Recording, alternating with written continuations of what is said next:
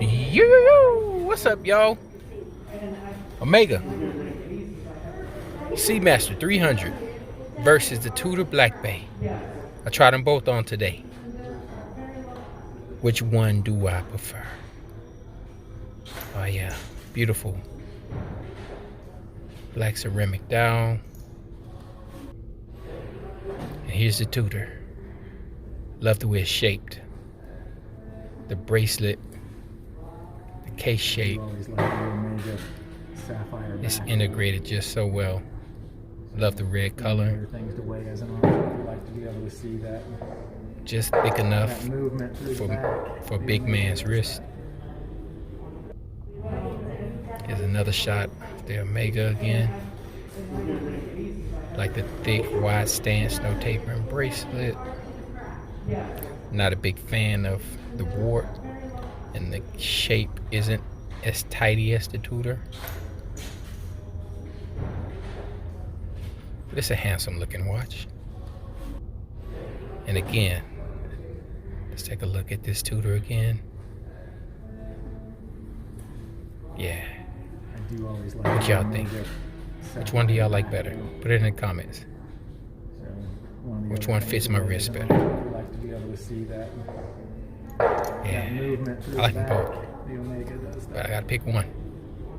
Okay guys, I just got through trying on the Omega Seamaster 300 and the Tudor Black Bay, and I wanted to give you guys my gut feeling fresh off the wrist, guys. Fresh off the wrist, no edits, straight talk, real talk all day. Let me give you guys my opinions from the gut, because you can look at stuff and look at videos, and then they next thing you know, you're changing your mind again, and now you're confused again because the picture looks pretty. But let me give you guys my gut feeling, because it's fresh off my hands, fresh off my wrist. So I just got through touching the thing. I just got through touching it. It's one thing to try on 10 watches, and it's another thing to narrow down to 2 and really get down to the details and get picky about it. And get what's that? What's that? What's that? Ooh, is that a dot on? Is the bezel line up? How does it close? All that stuff right there, guys. So yeah, guys, let me give you my thoughts straight from the gut. The Tudor Black Bay is a better watch than the Speedmaster, guys. Let me tell you why. Listen, guys, when you hold that watch in your hand and you feel it, you can start to feel the quality when you start to work it. When you start to unscrew the crown and turn it, and you say, oh, that feels good when you wind it. Oh, that feels nice and snappy when you work in that crown. Tudor has a better crown. Okay, you close it up, and then you go to turn the bezel. And you turn the bezel on the Tudor, and it's just let's say this is a watch head and this is the bezel, right? On the Tudor, it's on there. It's a nice, good snick. And on the Omega, it's more of a lightweight, so it's a little more fluffy. It's raised off the bezel. It's not so tight on the bezel, so it has a little squish to it.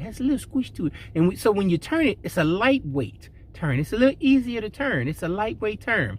But on that Tudor, it's on there. It's a nice snick. While the Omega's more ting. You know, it's just a different feeling. And then when you work your way to the clasp, right? You get yourself to the clasp, and you go to close that clasp on that Tudor. It's a nice spring-loaded type of mechanism. So it's snick, and then you close it, and it's a snap, and then it's on there. There's no squishiness to it on that clasp. But on the Omega, you go to close the Omega, it's like a snap, and it's a little play. It's a little play when you can squish it a little bit, while the Tudor is a nice snick, snap, and it's on there. It ain't going nowhere. So guys, it's overall the Tudor is just a better, more solid, more refined piece of equipment. It's solid. It's nice and crispy and snicky and snappy. The bracelet, there's no wiggle. There's no when you go to looking for some play in the bracelet, there's no play in the bracelet. It's just a nice snick, snap, tight, solid piece of kit. The Tudor is, while the Omega's is a little more bouncy, a little more fluffy, a little more wiggle. You open the clasp up and you can kind of wiggle that pole a little bit, whereas you open the clasp up on that Tudor, that pole is tight. It's on there. So yeah, man, overall the Tudor is just a more solid snick and snap watch. So let's talk about the case shape. I enjoy the case shape better on the Tudor as well. I like the more simple diamond tapered bracelet case shape, where the Seamaster is very busy. It's a very busy. It's all kinds of shapes. You know, you got your triangle, you got your rectangular bracelet, and then you got your octagon kind of case shape, and it's not circle all the way. It's like this octagon. Then you got a triangular wart over here to the left, and then you got the little mark. Then you got the wave going on. It's a busy watch, while the Tudor is a nice, more refined, sleek bracelet and watch case overall. So yeah, man, overall, from the gut, fresh from the jeweler, fresh off the wrist, the Tudor is just a more solid built piece of kit than the Omega. All right, just my thoughts. Let me know what y'all think down in the comments.